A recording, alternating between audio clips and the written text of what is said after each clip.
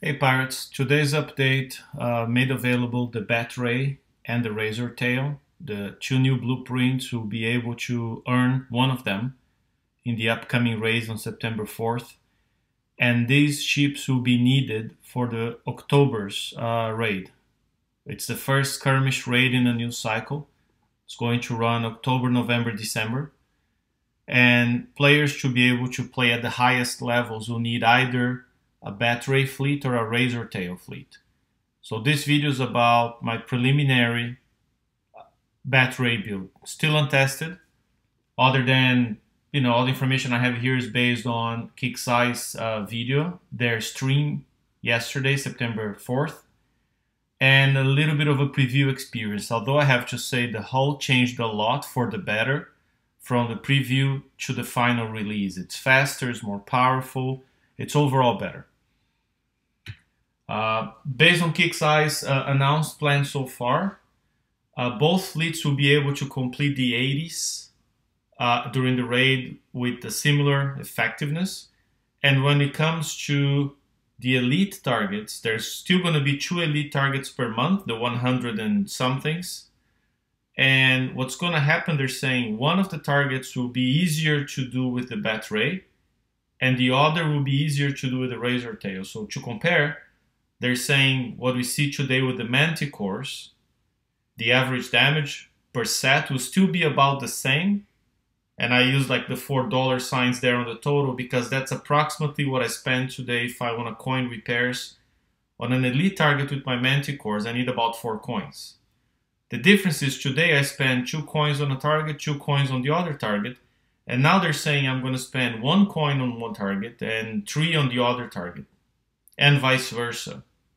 So eventually, if you only want to spend 1 coin on each, you build 2 fleets. Is it worth it? Probably not. But, if you have time on your shipyard, maybe. And there's still the option, because these 2 ships, they have a special ability to match speed of the slowest ship on the fleet. You can mix them up. And they're still going to stay together, so a mixed fleet is possible, and we don't know how effective that's going to be. But I hope you get the puzzle here. Your choices pretty much now is like, take whichever ship you like better, with knowing that the final outcome they're planning based on tuning the target is that both fleets will be as effective as each other in the end. Both can do auto, both can do better if you drive, both can do all targets, and in the end the cost of a set will be the same, even though the cost on an individual target will be the polar opposite of each other. So that's the plan for October. You can pick one ship now in September's raid, and they're saying there's going to be a way of getting the other ship before October's raid. I'm betting on a TLC, but they haven't made that clear, but I think that's how they're going to do it. Flagships will be available in October. So in October, there's going to be 1 BATRAY flagship, 1 RAZORTAIL flagship. Your choice if you want the flagship. I don't know which bonuses will be there. So either you can build 4 BATRAYs now and wait for the flagship, or you can build 5 and don't get the flagship then. Okay? Up to you. The naked hull takes 3 days, 12 hours, 41 minutes to build if you have the officer, bonus of 10%, and if you have research on your outpost done up to level 30. That saves you, I think, 8% more as well, or 12, something like that. Anyways, if you have both bonuses, that's the build time. The BATRAY does concussive damage. It destroys smart torpedoes, so it has a special ability, right? You see, first of all, the concussive damage bonus there is 250%. That's the focus. There's a special power there, the anti-torpedo ECM. It doesn't destroy normal torpedoes, but it destroys the smart torpedoes that are fired by interdictors in the enemy targets. Now, they do a damage of 3,000 damage per second for each ship. So when you stack 5 BATRAYs or 4 in this case, let's go for 4 in the first raid, you're going to be doing 12,000 concussive damage per second on those torpedoes. The next ability is you have this Gill Raker aura. That's the one where they all travel together based on the speed of the slowest ship you have. It also adds 36% to both concussive and explosive defense, and you can stack 5 times. It allows you to mix and match Razortails and Batrays just because the aura applies to both. And finally, it has an Accelerate ability where it gains 20% combat speed and 10% turn speed. If you stop for more than 3 seconds, you lose that bonus, and it only starts accelerating again after 5 seconds. So the first 5 seconds you move. If you stop and you lose, then you gotta wait that time to get the speed buff again. I did a bit of a calculation, looking at the base 90% and 85% resistance we have here for the Batray. When you add 4 pieces of armor, D5 CTX, then adding either ablative armor 3 or reinforced ablative armor, and then the auras for 5 ships, and then a hydraulic resistor, and then the steelhead screw, this setup will get you 99.92% explosive resistance and 99.47 concussive. Then you ask, okay, should I go with that or should I go with CTX? Well, let me show you. With CTX, the final numbers are very similar when you count for, except here I'm changing to explosive resistor. So you look here, I have 99.845 and here I have 99.92. Here I have 99.72 and here I have 99.47. Honestly, it's splitting hairs. I don't know the difference. What I'm trying to say is, like, in principle, any of these 3 should work. Yes, there might be a difference at the end. One may save you 10 minutes versus the other. At this stage, we simply don't know. Pick one and go, right? Maybe you have to do a refit later on, and probably not. Once you win the ship, let's say you pick the Batray during raid, and I'm just assuming if you can redeem the hull by Friday, the second day of raid, it's 60 million points. So if you complete 6 elite sets, you get that many points, so 12 targets in 24 hours. If you can do that and redeem the hull by Friday, then you have 7 calendar days to get 2 hulls out for VXP weekend and 6 days of FM tokens to get 2 more. Might be 1 day short. Okay, so just building them with third ones and suicide them on VXP targets. Use the Salty Dog screw. Slow repair. I'm not planning on coining that repair. It's 3 hours per ship at that stage without armor. But still you can do it multiple times and at least get these ships to 60% rank. 4 of them if you coin 1 day. If not, you might get you get 3 of them. And the 4th one by Saturday or so. The core build. So these are kind of elements I'm pretty sure I'll keep. I will be using D5 CTX armor. There will probably be some D6X or D6 CT with 1 second repair time in the future, giving 30% resistance. So that might cause refits. Charged armor, it's a risky proposition. A few months ago, Kixeye said they were designing the elite targets, the top targets, to neutralize charged armor. And we've seen the Inferno Dragon in FM and the Manticore doing elite targets. They do much better when you put the D5 armor instead of charged. And then I'm putting 6 of the new Ripsaw Gatling gun. I'm going to be calling RGG from now on. The other 4 slots, it depends. We might not have time to put weapons on all of them. You might put some countermeasures, we'll see. That setup, it's 2/3 of the total build time. This ship builds in about 16 days. Just doing that, it's 10 days and a half. So the rest is sort of easy to put in and out, doesn't take that much time. Okay, that's the core. If you're going to auto using the Battle Pirates HQ mobile app, or even in game, you're just gonna auto, here's what you're gonna need. All ships should have 2 gales, preferably gale 3, gives you more resistance.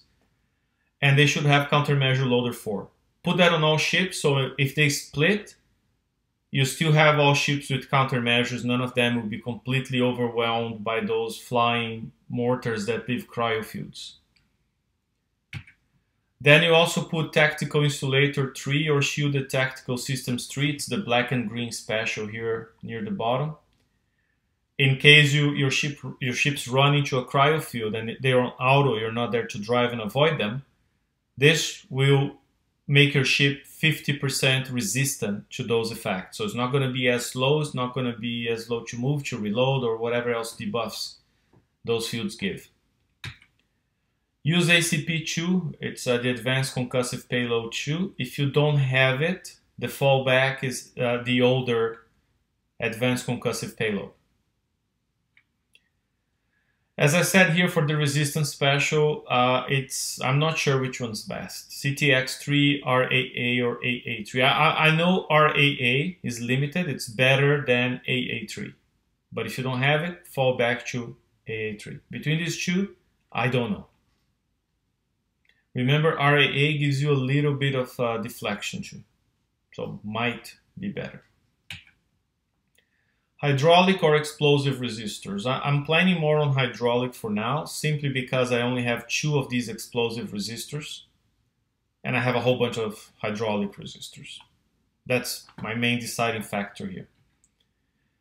And the new special, Hydro Explosive Casing, if you don't get it from Raid, because remember, a month down, it's probably going to be half the price. Right now it's 15 million points. If you don't think it's worth it, build with PBX. It's nearly the same bonuses, just a little bit weaker. Okay, and build all 4 ships or 5 ships if you're doing 5, build them all the same. If you're gonna drive, if you wanna go fancy and control your ships and whatnot, then it's a little bit different. We're going with all ships having skirmish battery instead of tactical insulator, which means if you run on a cryofield, you're screwed. You gotta drive and avoid them. But the upside is you have splash damage reduction and you have more damage output. Same using ACP2 on all ships, using resistance special CTX3 or RAA or AA3 on all ships. Using hydraulic resistors. If you use explosive, that's fine too. And using hydro explosive casing. So up to this point, the only change from the auto build is the the skirmish battery. The rest is the same. Now what I'm gonna do is 2 ships. Only 2 ships will have gales and countermeasure loader, so they reload faster. So this fleet will not be as powerful countering. They won't be able to counter all the cryo mortars. But you'll be driving, so that shouldn't be a problem. I'm exchanging that for more firepower. 2 other ships will have an extra RGG, and a special such as I'm using here narrow firing aperture because it reduces my splash and increases splash and reduces spread. Any special you can fit here, giving you more splash, is good. Okay? Doesn't need to be this one. I use this one because it fits, so I'm close to maximum weight here. I'm also using an old cryonic death charge, just because it debuffs the enemies. It has some good properties, and it can also neutralize cryofields. So I thought, why not have one? So 2 ships of each, you gotta drive, you gotta avoid the cryofields, that's important. That fleet will not do well on auto. Okay, if you wanna do auto, go back to my previous slide and get the auto ship. My build strategy, because we only have a month and 4 ships to build and not enough time, So I'm assuming you're going to start your first BATRAY on Sunday at the latest. No later than Sunday. If you can start on Friday, even better. You gain 2 days. I'm also assuming we're going to go and be ready for October's raid, which starts on October 4th, based on KIXEYE's calendar. If they change, but that's the date. I'm also assuming 100% of the regular shipyard time will be building this fleet. Not going to be doing anything else. Honestly, unless you're building your FM fleet, your Forsaken Mission fleet's a priority, but if you can already do FM, you should be building this. Nothing else on that shipyard. Do Conquerors and Defenders on the Conquest yard and build this fleet.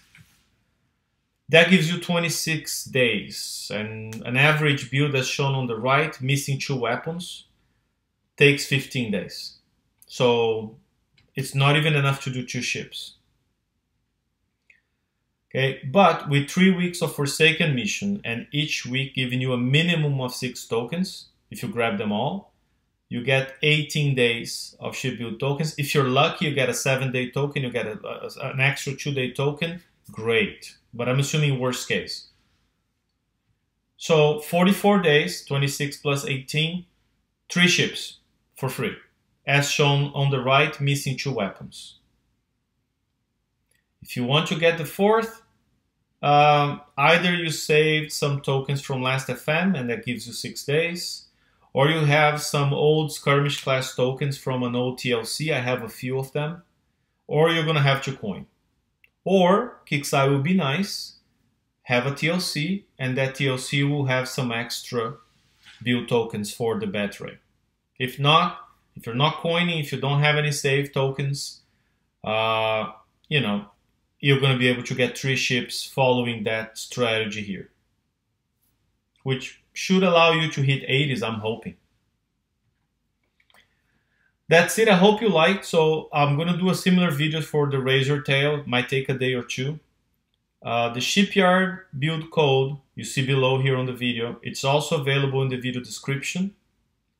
You just got to mark that code with the mouse, copy, open the game, open Shipyard, click share, then just paste, Ctrl V, and press the load button.